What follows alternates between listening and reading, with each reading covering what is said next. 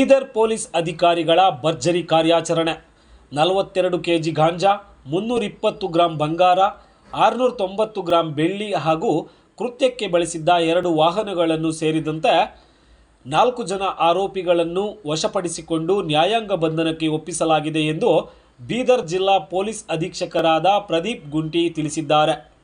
ಮಲ್ಲನಗರ police station limits APMC market ಹತ್ತಿರ ಇರುವ ಒಂದು ರಾಜ್ಕುಮಾರ್ ಅನ್ನುವರ ಒಂದು ಮನೆಯಲ್ಲಿ ನೈಟ್ ಕಳ್ಳತನ ಆಗಿದೆ.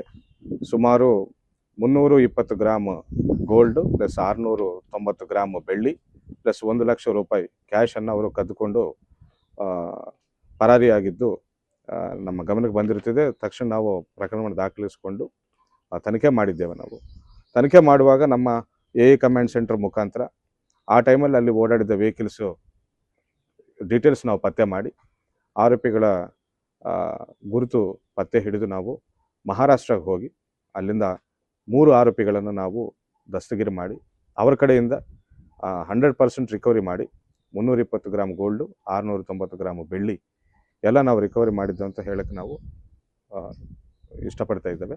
ಆ್ಯಂಡ್ 1 ಲಕ್ಷ ರೂಪಾಯಿ ದುಡ್ಡಿನಲ್ಲಿ 5,000 ರಿಕವರಿ ಮಾಡಿ ಮಿಕ್ಕಿದ ಎಲ್ಲ ದುಡ್ಡನ್ನು ಅವರು ಖರ್ಚು ಮಾಡಿದ್ದಾರೆ ಅಂತ ಗೊತ್ತಾಯಿತು ನಮಗೆ.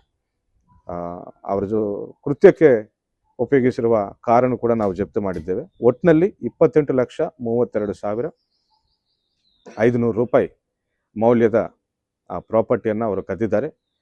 27,31,000 ಸುಮಾರು ನಾವು ರಿಕವರಿ ಮಾಡಿದ್ದೇವೆ. ಆ್ಯಂಡ್ 4,05,000 ಬೆಲೆ ಬಾಳುವ ಒಂದು ಕಾರನ್ನು ಕೂಡ ನಾವು ಜಪ್ತಿ ಮಾಡಿ 3 ಜನರನ್ನು ನ್ಯಾಯಾಂಗ ಬಂಧನಕ್ಕೆ ಒಪ್ಪಿಸಿದ್ದೇವೆ. ಇವರು ಈ ಹಿಂದೆ ಕೂಡ ಮಹಾರಾಷ್ಟ್ರದಲ್ಲಿ ಕೆಲವು ಕಳ್ಳತನಗಳು ಮಾಡಿದ್ದಾಗಿ ನಮಗೆ ಗೊತ್ತಾಯಿತು. ಸೊ ಈ ಪ್ರಕರಣದಲ್ಲಿ ಒಳ್ಳೆಯ ಕೆಲಸ ಮಾಡಿದ್ದ ನಮ್ಮ ಕಮಲ್ ನಗರ್ ಸ್ಟಾಫ್ಗೂ, ಬಾಲ್ಕಿ ಸ್ಟಾಫ್ಗೂ ಆ್ಯಂಡ್ ಹೆಡ್ ಕ್ವಾರ್ಟರ್ಸ್ ಸ್ಟಾಫ್ಗೆ ಎಲ್ಲರಿಗೂ ಕೂಡ ನಾನು ಬೀದರ್ ಜಿಲ್ಲಾ ಪೊಲೀಸ್ ವತಿಯಿಂದ ನಾನು ಅಭಿನಂದನೆಗಳನ್ನು ತಿಳಿಸ್ತಾ ಇದ್ದೇನೆ. ಒಂದು ಗಾಡಿಯನ್ನು ಇಂಟರ್ಸೆಪ್ಟ್ ಮಾಡಿದ್ದೇವೆ ನಾವು. ಆ ಗಾಡಿಯಲ್ಲಿ ಸುಮಾರು 84 ಕಿಲೋಸ್ ಆಫ್ ಗಾಂಜಾ, 84 ಕಿಲೋ ಗಾಂಜಾವನ್ನು ಸಾಗಣೆ ಮಾಡಬೇಕು, ಹೈದರಾಬಾದಿಂದ ಮಹಾರಾಷ್ಟ್ರಕ್ಕೆ ಸಾಗಣೆ ಮಾಡಬೇಕಂತ ಪ್ರಯತ್ನ ಮಾಡುವಾಗ ನಾವು ಇಂಟರ್ಸೆಪ್ಟ್ ಮಾಡಿ ರೈಡ್ ಮಾಡಿ NDPS ಪ್ರಕರಣವನ್ನು ದಾಖಲೆ ಮಾಡಿದ್ದೇವೆ. 2 ಆರೋಪಿಗಳಿದ್ದರು.